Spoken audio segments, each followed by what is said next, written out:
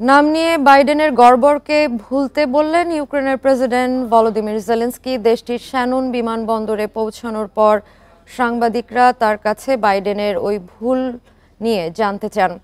জবাবে জেলেনস্কি বলেন, ইউক্রেনীয়দের বিপুল সমর্থন দিয়েছে যুক্তরাষ্ট্র, তাই এই ভুল মনে রাখা উচিত না।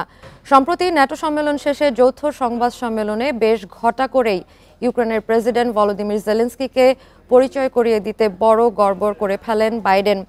জেলেনস্কিকে সম্বোধন করেন রুশ প্রেসিডেন্ট পুতিন বলে।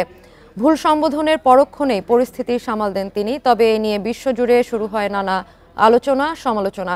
প্রশ্ন উঠেছে তার শারীরিক ও মানসিক সুস্থতা নিয়ে।